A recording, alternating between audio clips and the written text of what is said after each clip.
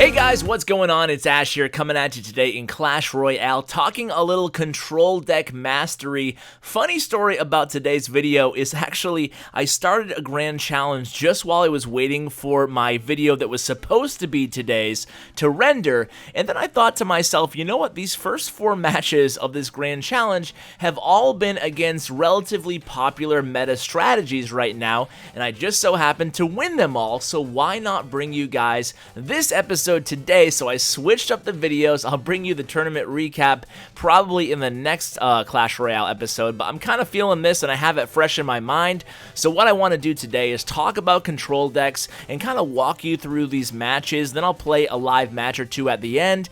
Basically want to go ahead and share some tips and also share what I could have done better, because it's always a very valuable experience, in my opinion at least, watching your replays afterwards, win or loss here and there, not every single one obviously, but to kind of see what you could have done differently. So right here off the bat, I let my opponent make the first move and they start out with a Lava Hound, so I go super aggressively in the left lane. Now super aggressively, of course, with this control deck, I mean this is about as aggressive as I can get here with the guards and the miner and the ice spirit, but essentially I pretty much unloaded it in that left lane. Now I'm going to pause again here. I see the minion horde coming at me, but I don't want to use my poison too early. I want to wait and see what the attacker does, whether he adds something to the Lava Hound lane or adds something to the minion lane, so I opt to use my zap spell instead of the poison spell. Now I played the variation of this deck for a long time with the log where the zap was, and I gotta be honest, I'm kind of still undecided. The jury is still out with what I like better in this deck. The log comes in super handy at times because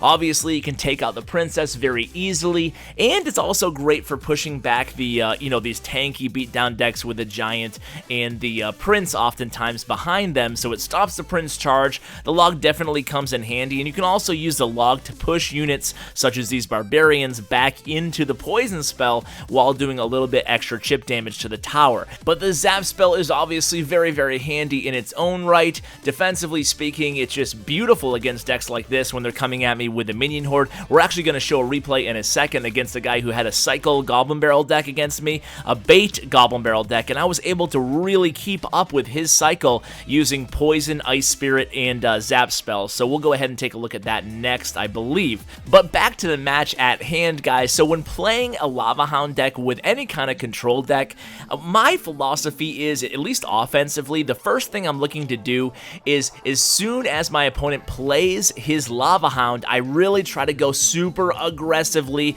oftentimes in the other lane. That's actually how I opened up this match, and I was really able to capitalize on my elixir advantage and at the same time make my opponent dedicate a little bit extra elixir to defending my opposite lane push, thereby making their Lava Hound push much more manageable for me to defend against in the other lane. So basically what I'm trying to do is make sure I keep up with my Inferno Tower. You can see a balloon coming at me here. He really hasn't touched any of my towers here, and whoa, check out this huge swarm coming at my Inferno Tower here, adding the minion horde and the princess to the mix there, and I was still able to defend pretty easily there. I used the poison on the balloon and Lava Hound, and then that was able to buy a little bit extra time for my Inferno Tower to take them both out, along with a little help from the Ice Spirit. So you can see pretty easy here again, getting a lot of value out of this poison to end the match. And I'll tell you what, guys, the Mega Minion is really absolutely OP in this game. I mean, okay, maybe not OP,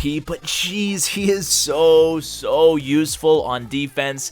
You're gonna see in this next replay too that the Mega Minion is I'm gonna lean on him really heavily to defend even against the Goblin Barrel, and he does a heck of a good job. And then of course he's hardy enough to stay alive and really act as like the central unit in my counter push as well, especially when I parlay him with the miner. So this next guy here was actually pretty good, and this is the match I was talking about. You can see he has in his hand right now Miner, Skeleton Army, Minion Horde. He has the Goblin Barrel up next. So look at the type of really onslaughts of these fast-moving proxy cards, as well as the Minion Horde that he can throw at me. Obviously, it's kind of a bait deck. It's a super aggressive bait deck, and he has the Princess to boot, along with Poison. It's an interesting deck that he's playing, and he plays it pretty well here. But basically, what's going to happen in this match, I should say, is I'm going to make a few really crappy decisions, and it's going to cost me early on, but luckily I was able to come back. So when I make these bad decisions, I want to stop for a second and talk about why I messed up. And the first one's coming up in just a second here. It's going to be a minion horde, and this one's just pretty obvious. I just mistimed my Ice Spirit placement. You'll see that in just a second here. I put my Mega Minion on the Miner, and check out the Miner activates my King Tower. Very risky Miner placement on my opponent's part, but on my part, really stupid Ice Spirit placement. So I was not able to even use my Ice Spirit to freeze those minions, and they almost take down my left tower. Only 700 and change HP left on that. So here, my poison spell, finally enough elixir to actually use it. I make the decision to go ahead and take out the rest of the skeleton army as well as the princess, and kind of chipping away a little bit at that left tower. Now, unfortunately, my opponent does have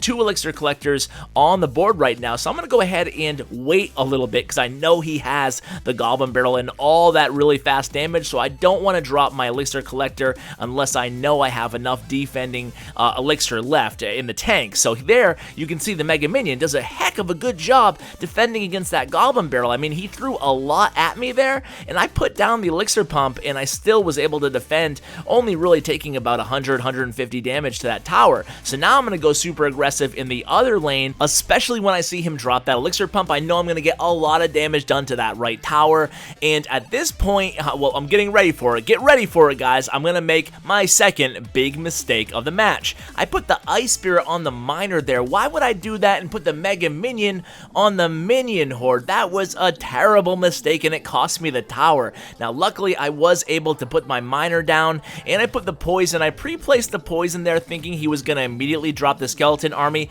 and he did, but it was a little bit late, the skeleton army, not the poison. Poison was probably a little bit early. I didn't really need it. I think the Miner would have easily been able to take down that tower anyway. So a wasted poison there, and I could have used that poison right now to go ahead and do a lot of damage to both of those elixir collectors on the left.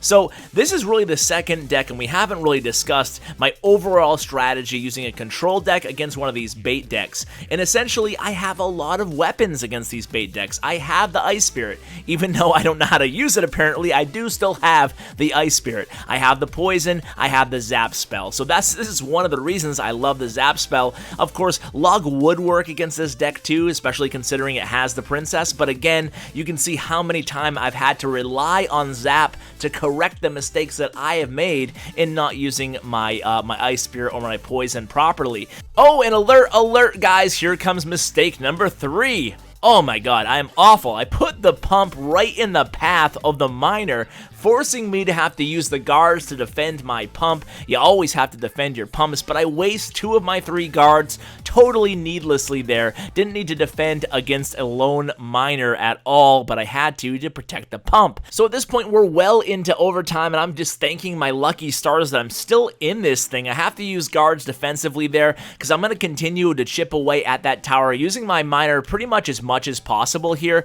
I know that he has a Miner too, and he has a lot of quick damage resources. Here comes one of them right now in the Goblin Barrel, so I want to keep my zap up for the Goblin Barrel if at all possible. I'll use my poison against his tower and the skeleton army. That's totally okay, but I need to keep my zap in the cycle if at all possible to keep up with this Goblin Barrel. I really don't have any great answers for that other than the zap. So guys, look at all the stuff he is throwing at me right now. He has the Minion Horde, the Goblin Barrel, and the Miner all coming at my right tower. Luckily, I was able to defend. I had to use the guards too, anything possible to keep all those units. I mean, he burned about 10 elixir using that push, so I knew I really had to commit enough elixir to defend properly too, especially because we're in overtime, so it's do or die. So you can see, I've been doing a pretty good job, if I do say so myself, chipping away at his left tower, and eventually I get the job done, basically just using the Miner and the poison as much as possible offensively between, you know, that absolute rapid fire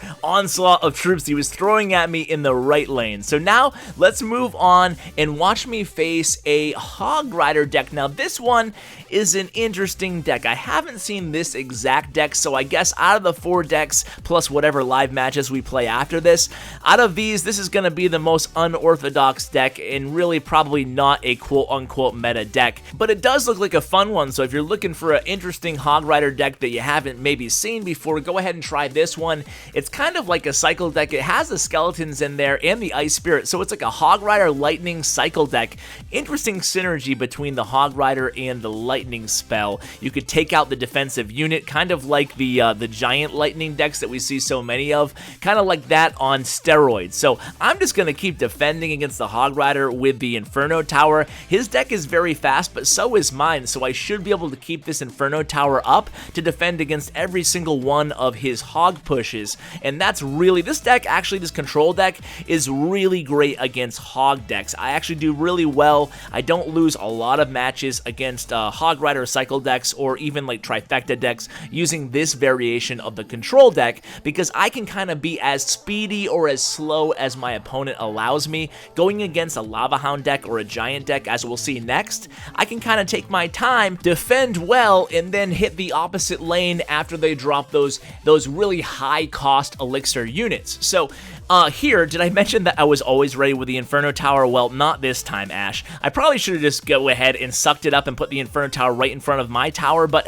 either way, it was actually all right in the end because he only got one hit on. I used the Ice Spirit instead. And did I mention I love the Mega Minion, guys? Mega Minion with the Ice Spirit took down the Hog in like 2 seconds. It wasn't a big deal. So, so far into the match, I'm kind of worried at this point. I know he has the Lightning spell and the Hog Rider, so I know if he gets just one more hit off my tower using the Hog Rider, I'm pretty much toast because he'll use the Lightning spell in the last minute or so of the match, or the last few seconds of the match. So at this point, I'm going to pause real quickly here. I make the decision to protect my tower using the Inferno Tower, my second Inferno Tower used on that defense, and that's really going to cost me here because getting inside my opponent's mind right now, you've got to be thinking that he's thinking, I need to cycle back to the Hog Rider. I know he does not have the Inferno Tower up, and he was right. Immediately, he cycles to that Hog Rider. I was able again, though, to use the Ice Spirit with the Mega Minion, and he doesn't do any damage to my tower. That, my friends, is the power of the Mega Minion.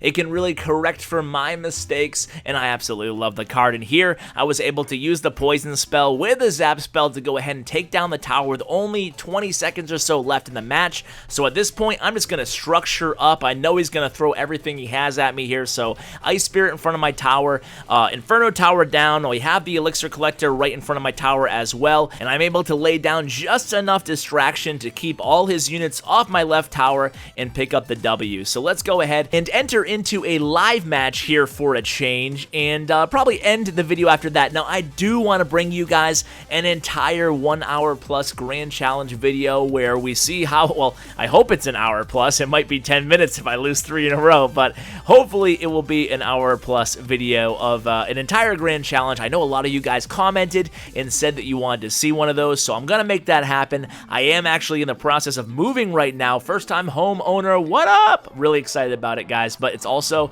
incredibly stressful, and it's hard to sit down for an hour and record and play an entire challenge all together right now for me. But anyway, you can see I'm starting out here being semi-aggressive because he's not really doing anything, and I'm not going to sit here forever on full elixir. So I'm playing against a Sparky deck. I'm imagining a Giant is coming, and indeed, the Giant is already down. So this will be good because a Giant Sparky deck is actually, still kind of popular in the game, and this will fit in well with the meta theme that we have going on right now. And let me tell you guys, this deck is really, really good against these decks because I have guards, I have poison, I have a miner, I have a lot of weapons to distract, to get in there and distract that Sparky. So I'm going to use my miner right here and distract this wizard, and then I'm going to zap the... Ooh, that zap was a little bit risky there because it caused the wizard to re-target onto my Mega Minion there. My thought process behind doing it was to buy my miner a little bit extra time to allow the Mega Minion to do more damage to the tower. You guys know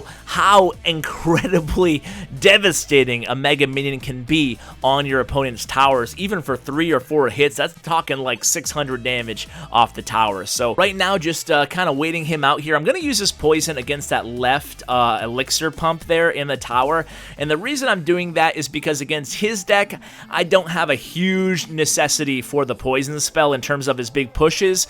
You know, against other decks, against the last deck we went against, for example, I would not have burned my poison spell just on a tower and elixir pump, but against this deck, I mean, well, you can see I probably would have actually gotten value out of that poison, much more value here, so maybe that wasn't the right decision, but instead I'm going to drop the Ice Spirit on the Mega Minion, I'm going to drop the guards on the Sparky, and it still worked out just fine. He didn't get any damage onto my tower at all. He's playing a Bowler, Sparky, and Giant deck, and these decks can be very difficult to counter, but you can see here, I'm trying to stay aggressive with my Miner and my Mega Minion, and look at this, that was really nice there. Got an additional hit off that tower with a Mega Minion, and things are going really, really well so far in this match here. I have 2 elixir pumps on the board. I'm going to use another poison against this right tower. That will take it down to maybe like 20 or 30 hit points, and then I'm just going to prepare for my defense. Also doing a decent amount of damage to that Sparky and adding a little bit more separation to the Mega Minion. So this is coming. He's coming at me pretty heavy here. Again, you know, I'm able to cycle back to the poison in time to probably prevent any damage to be done to my tower, which is exactly what we want, and it all works out again there. So even though he came at me with a lot in terms of firepower, I'm still able to cycle back using this deck fast enough to get that poison spell back again, and that's as easy as that, guys. That 3 minutes went by really, really fast, and guys, that's going to do it for today's episode. Thank you so much for watching. Hope you were able to pick up a tip or two using a control deck against popular decks in the meta right now. So guys, thanks again, and as always, take care, guys.